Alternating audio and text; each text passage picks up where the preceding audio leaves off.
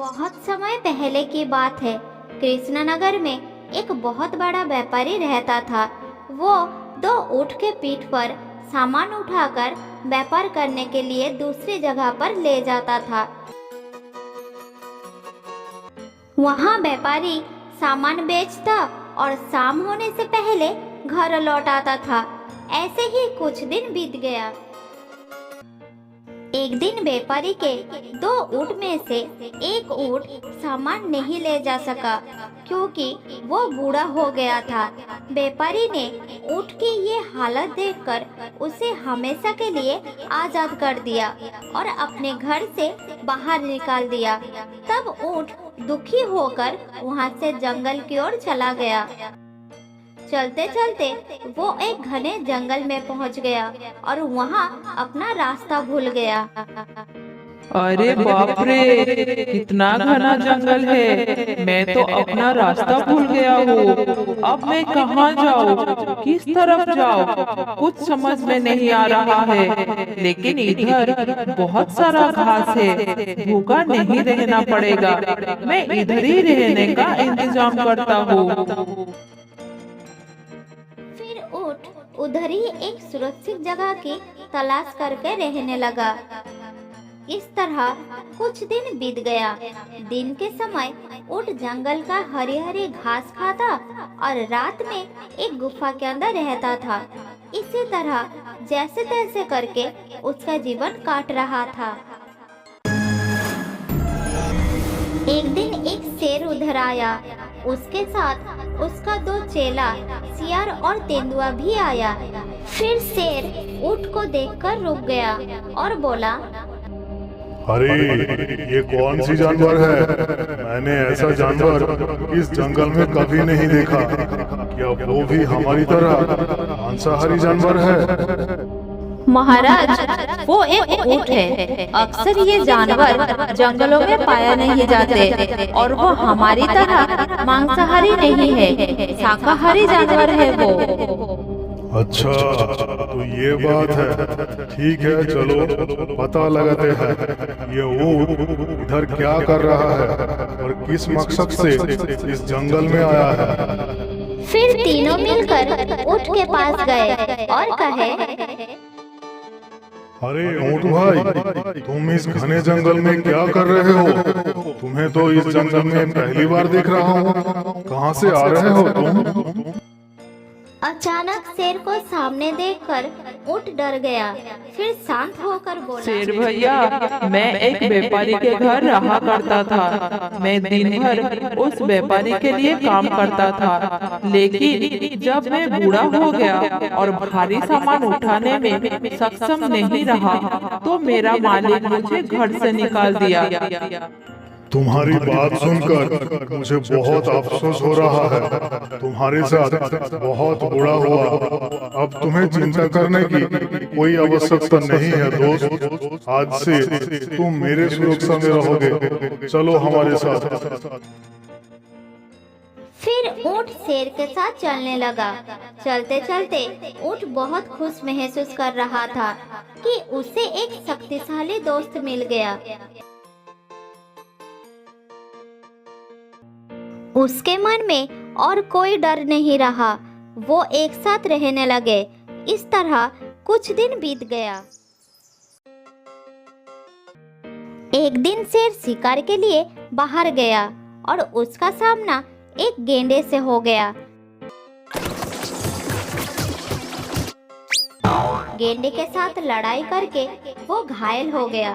फिर किसी तरह घर में लौट आया। शेर बुरी तरह से घायल हो गया था।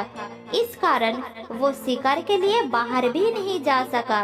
गुफा के अंदर ही रहने लगा।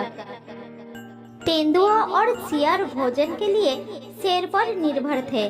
दोनों खुद शिकार नहीं करते थे। शेर के किए गए शिकार को मिल बांट कर खाते थे। आज भी महाराज शिकार पर नहीं निकले। 2 दिन से कुछ नहीं खाए हम। बहुत भूख लग रही है। अगर ऐसा ही चलता रहा तो हम मर जाएंगे। ऐसे तो हम भूखे मर जाएंगे। पता नहीं महाराज शिकार के लिए कब निकलेंगे। मुझे तो बिल्कुल भूख बर्दाश्त नहीं होता। इधर शेर गुफा के अंदर बैठे बैठे सोच रहे थे, दोनों को कितना निराश लग रहा है। मेरी तबीयत को लेकर चिंतित होंगे। काश मैं उन दोनों के लिए कुछ शिकार ले आ सकता। ये सोचकर शेर बाहर गया और कहने लगा, मेरे साथियों, मुझे माफ कर दो।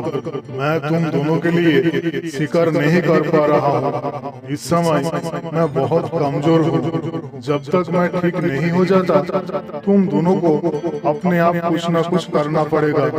तुम दोनों बाहर जाओ और कुछ खा पी कर आओ। मैं बहुत जल्द ठीक हो जाऊंगा। ये आप क्या कह रहे हैं महाराज? आपके भूखे होते हुए हम भोजन के बारे में कैसे सोच सकते हैं? हमसे ये नहीं होगा महाराज। तेंदुए की बात सुनकर शेर को बड़ा अच्छा लगा। फिर उन दोनों से कहा, तुम दोनों मेरा वफादार सेवक हो। ठीक है, एक काम करो, तुम दोनों जंगल के अंदर जाओ और किसी जानवर को इस रास्ते में लेकर आओ ताकि मैं उसको मार सकूं। फिर हम तीनों मजे से खाएंगे। ठीक है महाराज, हम ऐसा ही करते हैं। ये कहकर वो जंगल की ओर चले गए। तेंदुआ और सियार ने सारा जंगल छान मारे, लेकिन उन्हें कोई शिकार नहीं मिला। पूरे दिन जंगल में घूमने के बाद वो जहाँ से शुरू किए थे वहीं आकर रुक गए। अरे दोस्त, पूरा जंगल छान मारा लेकिन कोई जानवर नहीं मिला। वैसे हमें इतनी परेशानी उठाने की कोई जरूरत नहीं, शिकार हमारे पास ही है। मतलब क्या कहना चाहते हो तुम?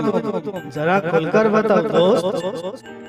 हमारे पास ऊँट है ना, अगर हम उसको अपना शिकार बना ले तो उसके मान से हमें कुछ दिनों तक चल जाएगा।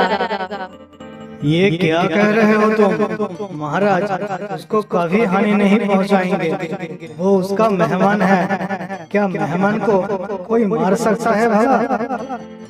फिर भी मैं एक बार महाराज से बात तो कर लूं, देखते हैं वो क्या कहते हैं। फिर सियार और तेंदुआ शेर के पास जाते हैं और कहते हैं, महाराज हमें माफ कर दीजिए, हम आपके लिए कोई जानवर नहीं ला पाए, लेकिन हमें भूखा रहने की जरूरत नहीं है। मैं सोच रहा था कि आप ऊँट को शिकार क्यों नहीं कर लेते। क्या कहा तुमने? मेरे रक्षा में जो है मैं उसी का शिकार कर लूं? चले जाओ मेरे सामने से। आइंदा ऐसी बात कभी मेरे सामने मत करना। नहीं नहीं महाराज, आप हमें गलत मत समझे। हम सिर्फ आपकी हालत देखकर ये निर्णय लिया। हमें पता है ऊँट आपका अतिथि है, इस समय उसको चोट पहुंचाना गलत होगा, मगर वो खुद अपने आप को आपके लिए त्याग कर दे तो फिर आपका कोई दोष होगा ही नहीं। जरा सोचिए महाराज। सियार की बात सुनकर शेर मन ही मन कुछ सोचा, फिर बोला, शायद तुम ठीक ही बोल रहे हो। अगर ऊँट अपनी मर्जी से मेरे सामने आकर कहेगा तो मैं उसका त्याग स्वीकार करूंगा। फिर दोनों मिलकर ऊँट के पास गए। ऊँट कुछ ही दूर पर घास खा रहा था। तब सियार ने बोला, दोस्तों, हमारे राजा भूख से मरने वाले हैं। चलो हम उनके पास चलकर विनती करते हैं कि वो हम में से किसी एक को खा ले। उनके लिए हम इतना तो कर ही सकते हैं। बहुत दिनों से हम उनका दिया हुआ खाना ही तो खा रहे थे। आज मौका मिला है उनके लिए कुछ करने का। हाँ, तुम ठीक कह रहे हो। चलो चलते हैं। अगर महाराज उनके भूख मिटाने के लिए मुझे चुन ले तो मेरा जीवन धन्य हो जाएगा।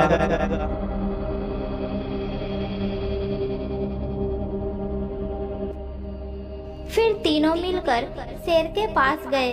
शेर गुफा के बाहर बैठे थे।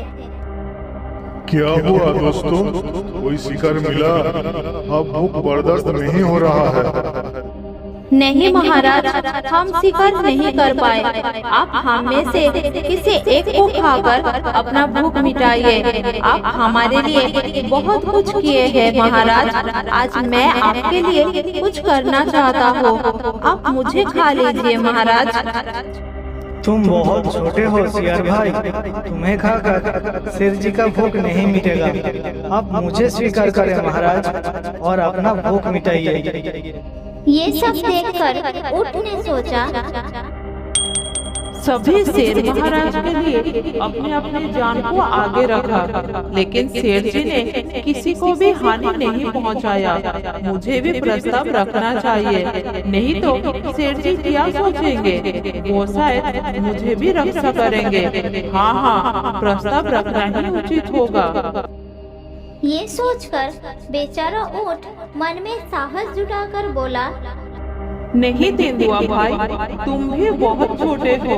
मैं तुम दोनों से थोड़ा बड़ा हूँ, फिर भी तुम दोनों एक ही परिवार के सदस्य हो। महाराज तुम्हें कैसे खा सकते हैं? मुझे खा ले महाराज और अपना भूख मिटाइए।